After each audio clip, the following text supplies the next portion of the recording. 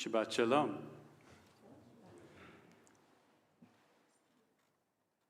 About 15 years ago, I was approached in a New York pizza shop by an amiable man in a suit sitting down to an afternoon slice of pizza across the table from me. I was on a short lunch break from an agency where I volunteered. I was absorbed in my own thoughts as I prepared to bite into my own cheesy slice of pizza. And he caught my eye with a gentle wave, an indication of his intent to settle down to his meal in my vicinity. He had a kind smile, and his friendliness put me at ease, with conversation arising quite easily. First there were pleasantries, an exchange of names, questions about my studies in university, queries about my family origin, and slowly the conversation turned. I seemed like a smart young man, I was told. My interest in my volunteer work was to be lauded. But of course, a man has to eat, I was told. He had been building up his business, and he could use someone just like me, I was told. And in my quietness, my shyness, and my polite reception of this dialogue, I was let in on a secret. Money is important, and so is power, the ability to be one's own boss. It seems that he had started off just like me, quietly enjoying his meal when he was approached to become part of something bigger.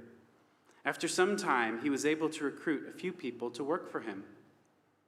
Friends, strangers, getting in on the ground level of this opportunity, thereby enabling him to move up the ladder.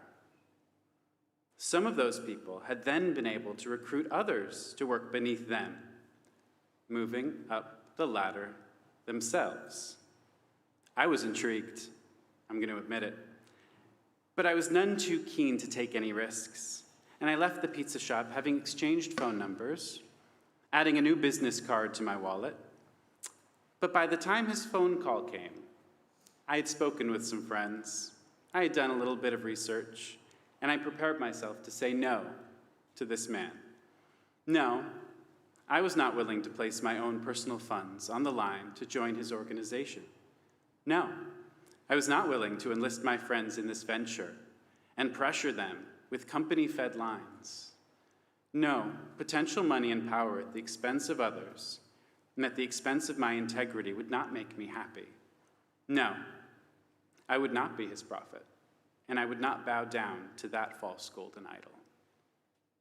This Shabbat, we have read a selection from Parashat Re'eh, Deuteronomy chapter 13, which serves as the three-tiered directive against allowing false prophecy to exist among the children of Israel. Here the Israelites are warned against the power of false prophets in the form of three separate scenarios, each of which follow a basic four-part formula. If, then, because, therefore, while the scale of responsibility increases in each case. Scenario 1 responds to a personal inducement to follow a prophet or dreamer of dreams in worship of another god. The four-part formula states that if a prophet or dreamer shows up giving special signs which then come to pass, then you must ignore their words, as God is merely testing your love and loyalty, and this prophet or dreamer must die. This is because they urged you to be disloyal to God. That same God that freed you from Egypt and took you out of slavery, remember that one? Therefore, by doing this, you will sweep evil out from among you. The second scenario, which we also read, widens the scope of the treachery while also bringing the matter closer to heart. In this case, if a close family member or friend comes to you secretly with a message to worship other unfamiliar gods, then you must not accede, nor may you show any mercy with regard to taking their life, as your hand should be the first to strike them down. This is because they urge disloyalty to God. Therefore, by doing so, all of Israel will fear the results of these evil things, which should no longer continue to occur in your midst. You could probably see I'm becoming more and more uncomfortable as I'm reading this aloud. As if this weren't already unpleasant enough, the third scenario, which I did not treat you to, is where things really get out of hand. Though these verses do not figure into that reading, it is important to note that this involves destroying an entire town if it's found that one person is preaching idolatry among its inhabitants. A complete cleansing. The Tosefta, a legal companion to the Mishnah, points out that there is no evidence that a destruction of an entire community on this scale has ever actually occurred. It also says it never will occur, but again, that was written about 2,000 years ago, so we'll see. Yet the violence of these verses and their implication reverberates to this day.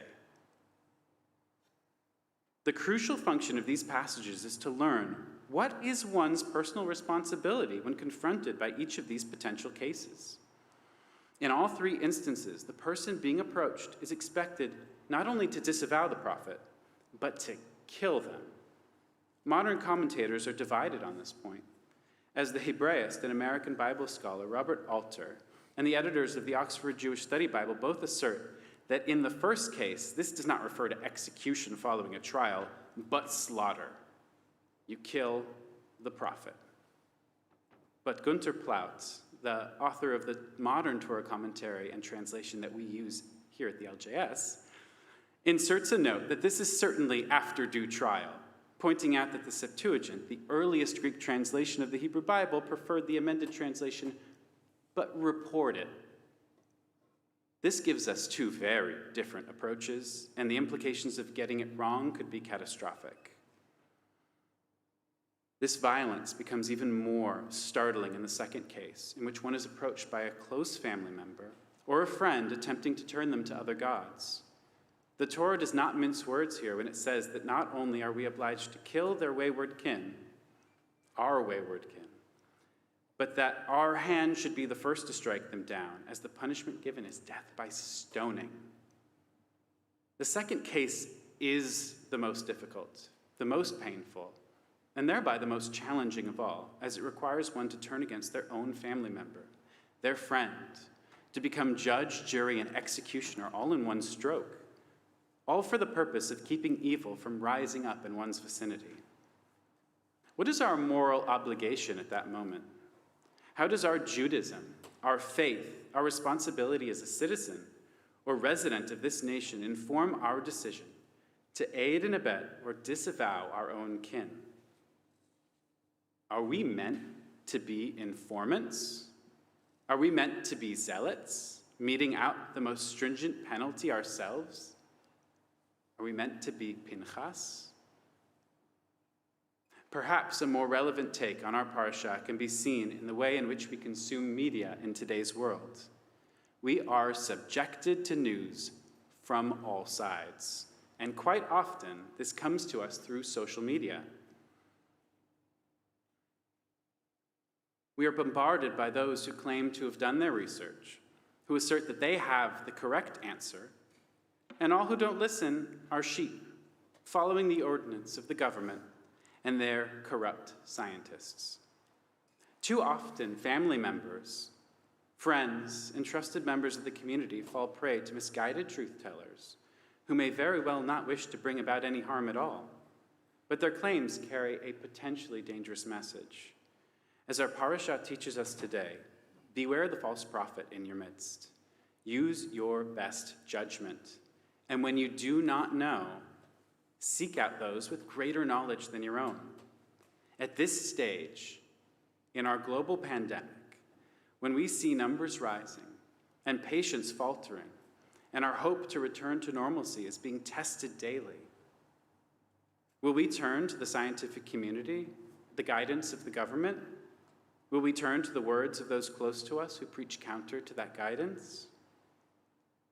Our collective health and safety may very well depend on making the right choices at this crucial moment. The message I want you to take from here today is not one of violence or retribution. but one of consideration, deep thought, and commitment to your values. Is what you seek a tangible reality in which there is hope for a better and safer future? Or is it a false idol of impossible or improbable promises which leads you to skepticism and the potential to harm others, even unintentionally? That next person preparing to sit down to their quiet meal at some restaurant, surrounded by Perspex dividers, hand sanitizer stations, and NHS checkpoints, this is the one who may very well need to make that choice. Shabbat Shalom.